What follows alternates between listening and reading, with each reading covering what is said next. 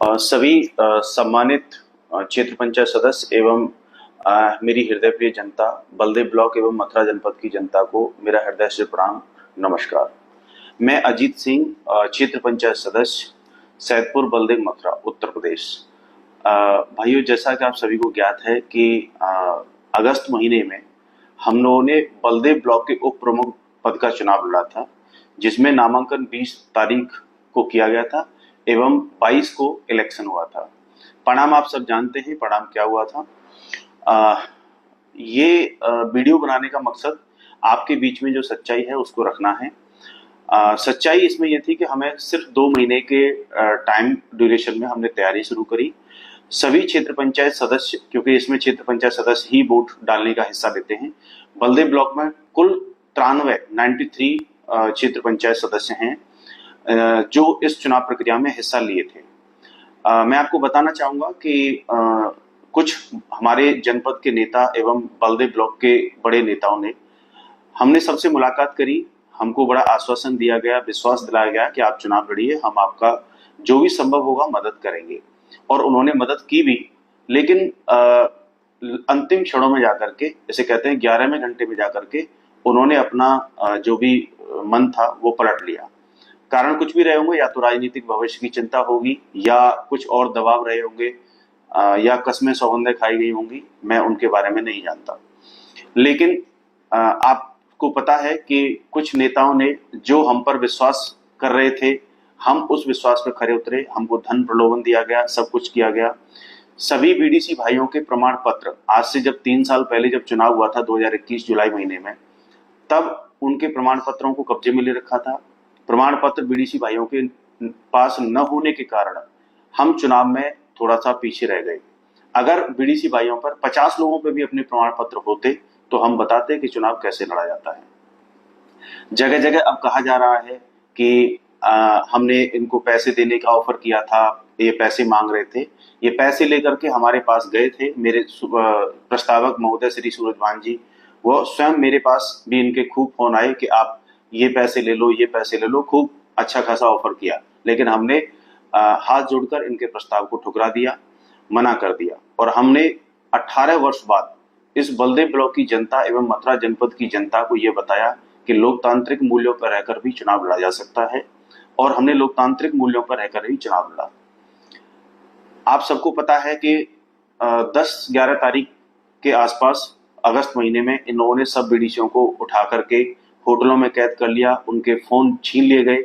10 दिन तक उनके फोनों को दिया नहीं गया, एवं उनको पैसे भी दिए, शराब भी परोसनी पड़ी। जगह जगह होटल जैसे पुष्कर, खाटू श्याम, अयोध्या, उत्तराखंड, कोशीकला, मथुरा जैसी अलग अलग होटलों पर 10-10, 5-5 बीडीसीओं को रखा भी गया।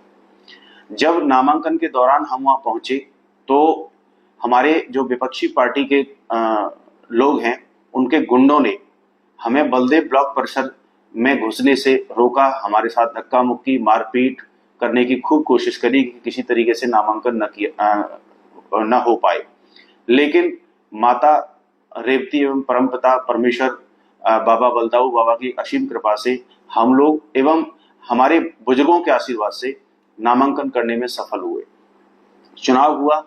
चुनाव में भी जो हमारे कुछ बीडीसी भाई हैं जो शिक्षित नहीं हैं, वो साइन तक नहीं कर सकते, वो अपना अंगूठा लगाते हैं।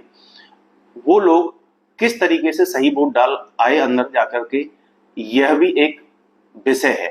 अब आप सब जानते हैं कि वो कैसे डाल पाए। हम किसी अधिकारी या किसी बड़े नेता या किसी बड़े शीर्ष नेता पर कोई आरोप प्रत्यारोप नहीं लगा रहे हैं, लेकिन यह सोचने का विषय है। ये आप भी जानते हैं कि जो महिला, बुजुर्ग महिला लगभग 80 वर्ष की उम्र में, उसको ये नहीं पता है महिला को कि वोट कैसे डलेगा, तो वो किस तरीके से ठीक वोट डाल के आई हैं वो आप जानते हैं। इस क्रम में आगे बढ़ते हुए मैं उन सब नेताओं का, सब समाज के जागरूक लोगों का हृदय से वंदन करता हूं, बधाई देता हूं, उनका धन्यवाद प्रेषित करता हूं, जिन्होंने पर्दे के पीछे मेरे मित्र सूरजभान जी व मेरे अनुमोदक श्री बुल्ला सिंह जी का खूब मान सम्मान रखा।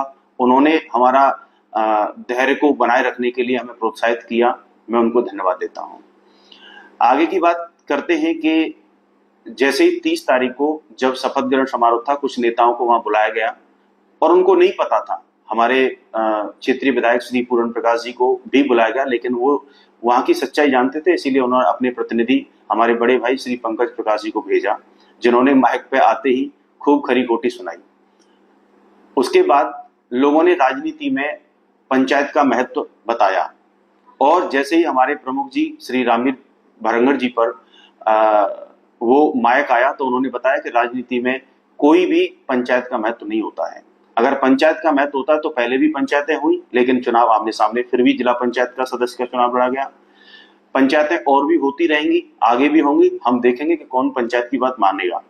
अब राजनीति में पंचायत की बात करें तो आप कह दीजिए कि बीजेपी और कांग्रेस केंद्र सरकार, केंद्र में 5 साल ये या 2.5 साल का वो भी पैक्ट कर लें, या 5 साल बीजेपी या 5 साल कांग्रेस। क्यों चुनाव कराने की देश में आवश्यकता है? इतना धन खर्च करने की, परेशान अधिकारी दर दर भागा दौड़ी तमाम चीजें होती हैं। और मैं तो कहता हूं प्रदेश लेवल पर भी कहा जाए कि 1 साल मायावती जी को मुख्यमंत्री बनाया जाए, 1 साल अखिलेश जी को बनाया जाए, 1 साल योगी आदित्यनाथ जी को बनाया जाए, 1 साल किसी और दल को बना दिया जाए, ऐसे करके बना दिया जाए। क्योंकि पंचायत तो सर्वमान्य होती है भाई, पंचायत होती है किसी में आपसी परिवार में झगड़े, एक परिवार से दूसरे परिवार के झगड़े, जमीन के झगड़े, उनमें पंचायत होती है। पंचायत राजनीति में कोई होती नहीं है। पहली बात। मैं आगे बढ़ूंगा तो अगर ये बीडीसी भाइयों के प्रमाण पत्र जिन अधिकारियों ने से हम मिले, जिन अधिकारियों से हमने कहा कि प्रमाण पत्रों को कब्जे में ले रखा है, लिखित में हमने शिकायतें भी करी, नतीजन ये हुआ कि थोड़ा समय का अभाव होने के कारण वो प्रमाण पत्र हमको नहीं मिल पाए। और महत्वपूर्ण बात यह भी है कि प्रमाण पत्र 1, 2, 4, 10 भी होते तो हम अरेंज करने में कामयाब होते, लेकिन वो अधिक संख्या में होने के बाद 93 में से लगभग 85 बीडीसीओ के पास कोई प्रमाण पत्र नहीं था।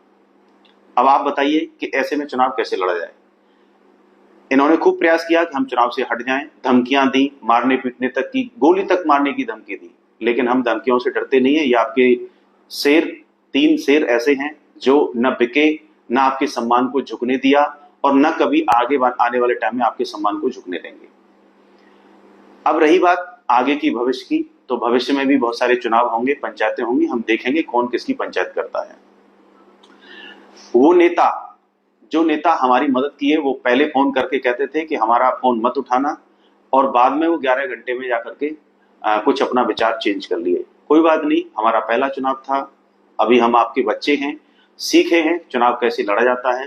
क्योंकि ये परिवारवादी लोग, हम आपको निश्चित तौर पर बता दें, इनको सिर्फ अपने परिवार और अपने परिवार के आने वाली पीढ़ियों की चिंता है। मैं तो अपने बुजुर्ग नौजवान साथी एवं जो मेरे पिता तुल्य बुजुर्ग हैं उनसे कहना चाहूंगा कि वो अपने बच्चों के रोजगार और शिक्षा पर ध्यान दें। किसी के साथ कोई सेल्फी खिंचाने से आपका रोजगार नहीं बदलेगा, आपके बच्चों की दिशा दशा नहीं बदली जाएगी।